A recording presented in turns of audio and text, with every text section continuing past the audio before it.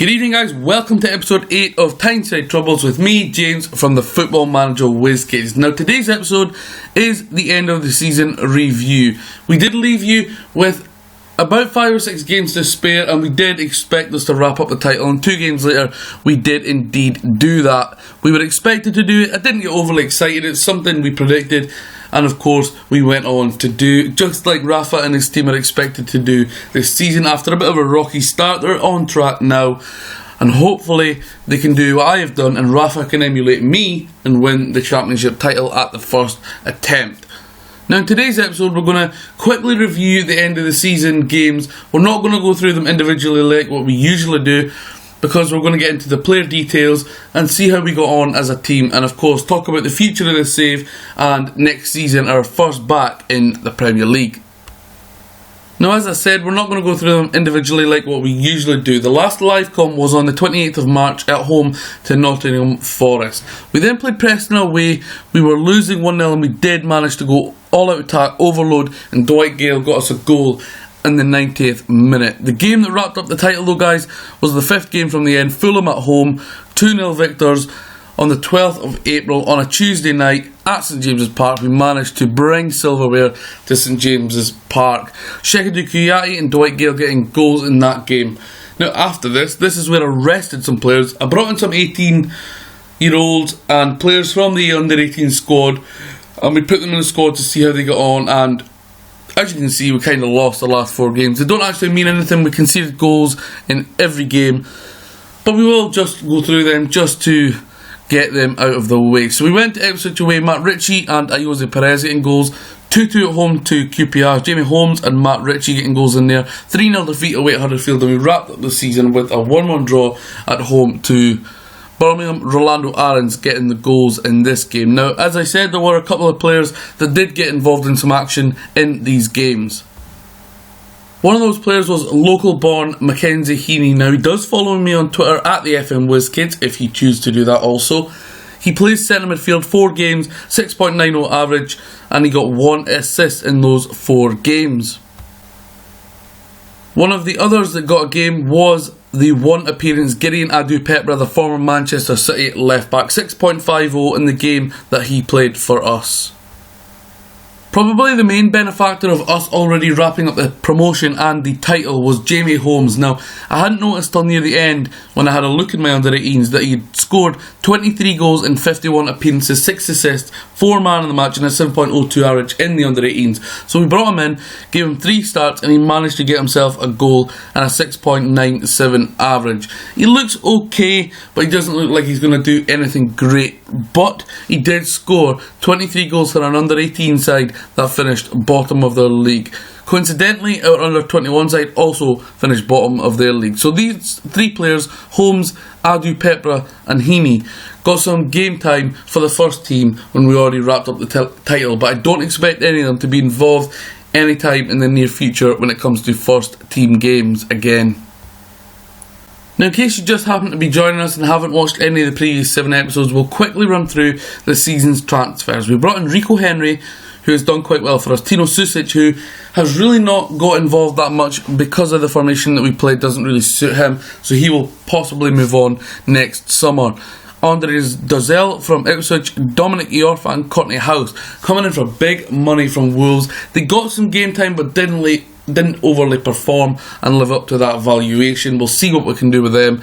Baptiste Santa Maria comes in for $2.5 million. Didn't cost much. Looks like he's got potential. A potential loan move for him next season could benefit him. And Shekadu Kuyati coming in for $4.3 million for West Ham United. $30.75 million has been spent by the club. We have also brought in Jesse Lingard for $5.5 million for next season. In terms of players that went out, a lot of loans. The transfers and fees paid that went out was Paul Dummett to Burnley for $1.6 million, Sami Amiobi went out, Riviere, Gouffran and Nita, CM de Jong, Jack Colback went away on the cheap to Celtic, Isaac Hayden, Henri Civet, Darlow, Jesus Gomez, Tayoti went to Leicester City, and Babu went out, and a couple of loans also went out. But if you've been following this series, you'll have seen how these guys that I've brought in have got on through the season. We are going to do player review in any moment now and see who played and performed the best throughout the season and picked up a winner's medal along with performances to be proud of. So before we get to the actual league table and discuss it in detail, the Emirates FA Cup, we were expected to reach the 5th round. We did not manage to achieve that. We got knocked out by Swansea in the 4th round. The Capital One Cup round, 4th is what we were expected to get to. We got knocked out in the quarterfinals by Chelsea. That was won by Stoke City.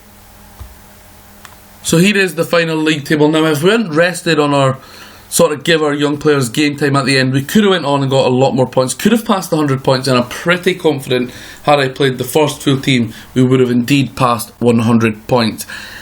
The board are very happy, my job is very secure, and we were expected to get promoted by winning the league, and that's exactly what we have done. We are champions, we're taking home the winner's medal. 46 games played, 28 won, 9 drawn, 9 lost.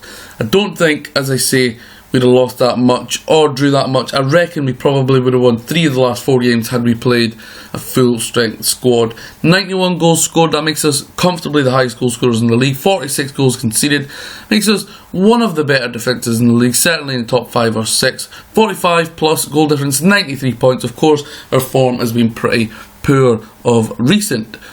Coming up with us is Aston Villa. You'd expect them to do so. They finished 10 points behind us in the end. And in the playoff spots, Norwich, who have a chance to bounce back to the Premier League, Reading, Wolves and Nottingham Forest. The team, if I was picking one to come up, probably Wolves or Nottingham Forest, I think. I'd like to see one of those two come up. Relegated from the league, Brighton, Wigan and Barnsley. Wigan and Barnsley, no real surprise. Brighton, a bit of a surprise. I'd have backed probably Preston or Rotherham will go down, but a little bit of a surprise there. But as I say, guys, we are the champions of the Sky Bet Championship.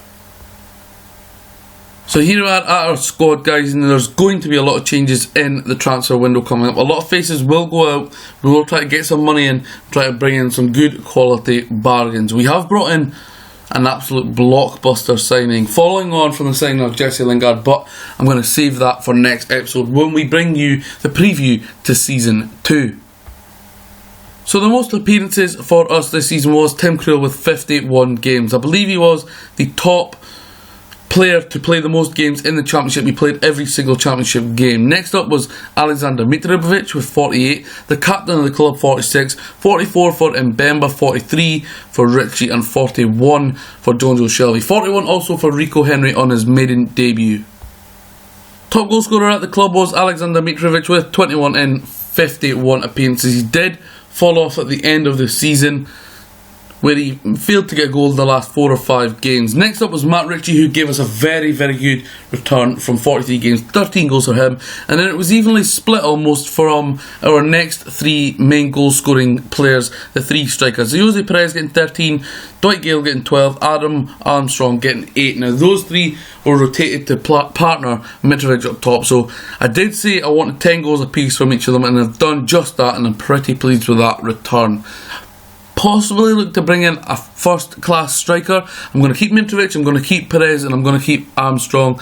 Gale could be the one for the chop because he is 26 years old. We could get a little bit of money for him, but I'm looking to bring in a top striker. After that is Aarons, impressive with 8 goals, 7 for Sissoko, 5 for Shelvey and 3 for Tovan.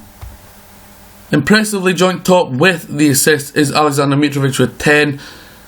Maybe that is helped by the target man supporting role, so he's there to help his man beside him, the striker, to create some goals. Daryl Janmaat with 10, Rico Henry with 9, Matt Ritchie with 8. I expected more from him, to be fair.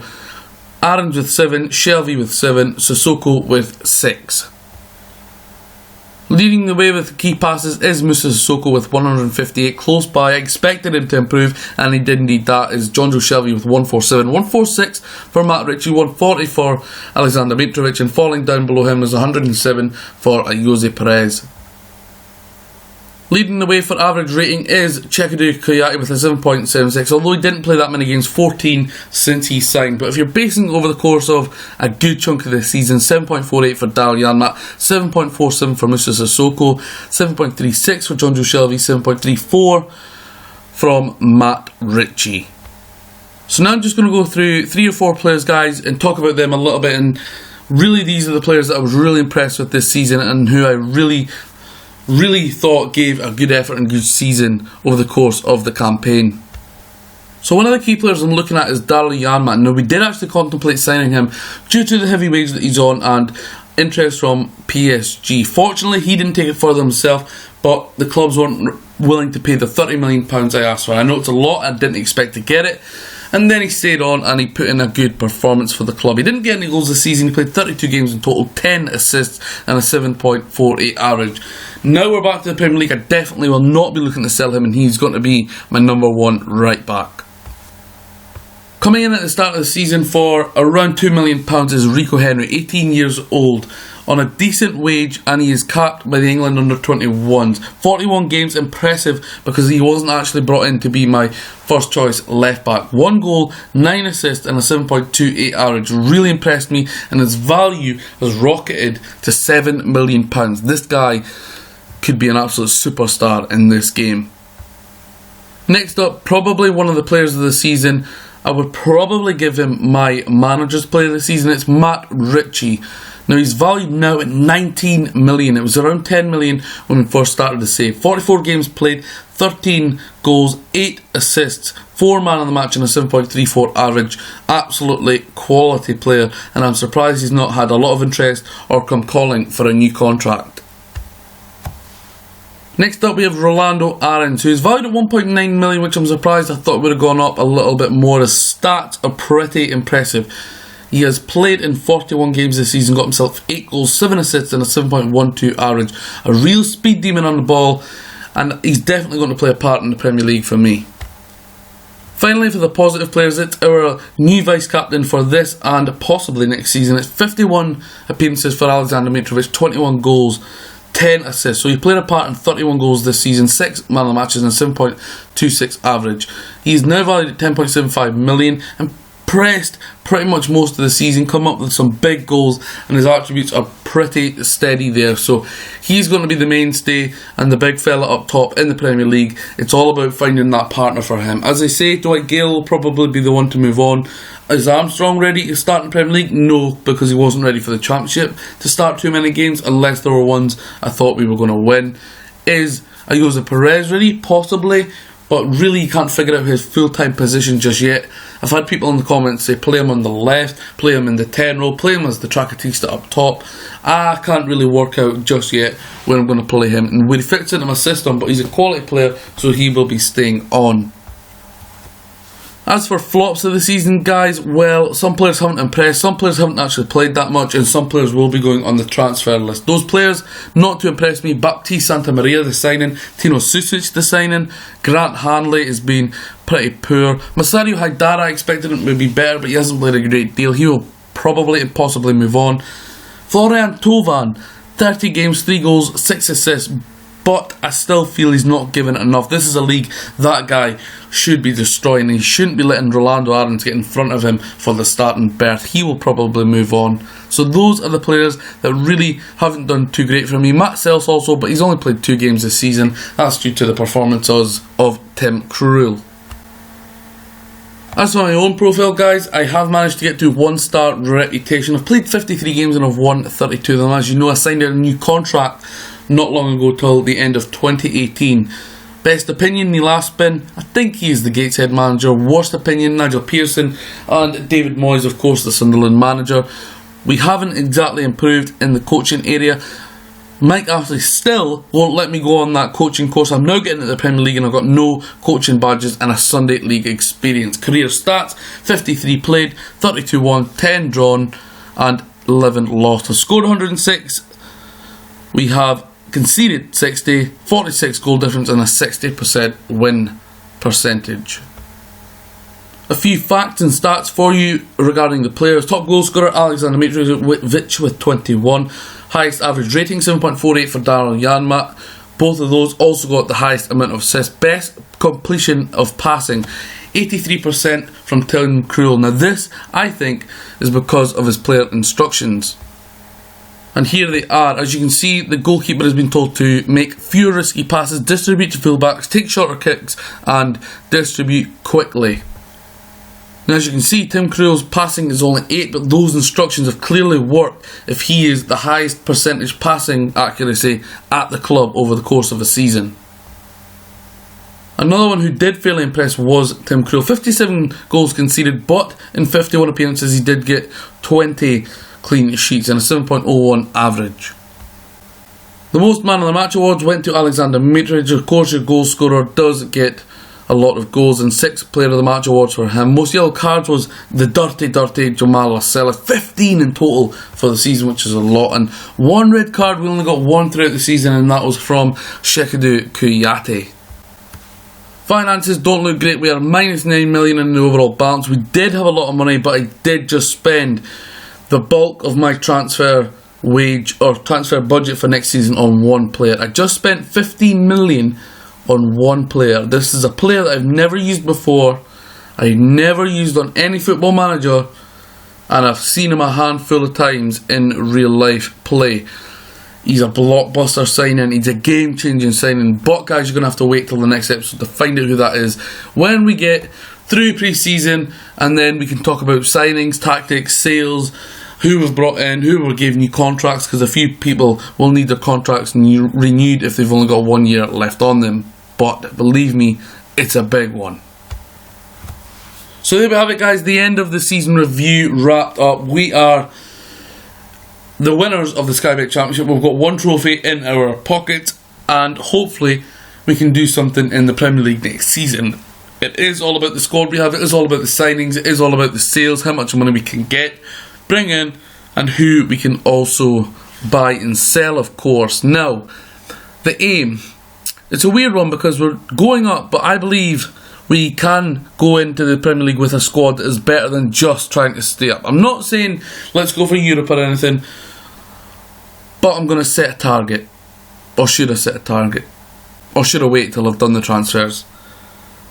Right now I'm going to tell you guys that I want to stay in the Premier League this time next season, but come the transfer is done, the season ready to start, I will give you a bolder prediction, and if the squad is good in the way I'm happy with, hopefully, touch wood, we can go for top 10 finish. So, this is the first stage, guys, completed. This is the first stage, was to win the championship.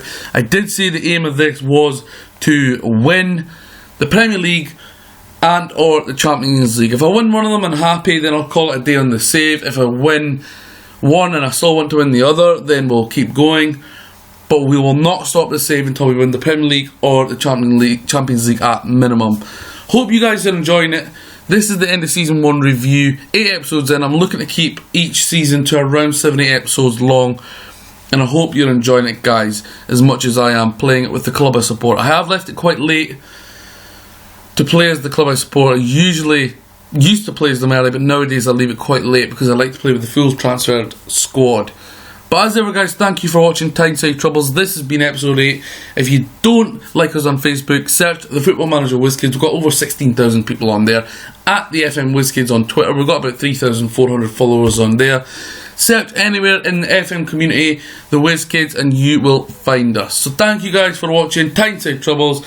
If you haven't subscribed, please do hit like if you're enjoying the video in the series, and I will see you in the next episode of Tyneside Troubles. I've been James. You've been brilliant, and I'll see you very soon.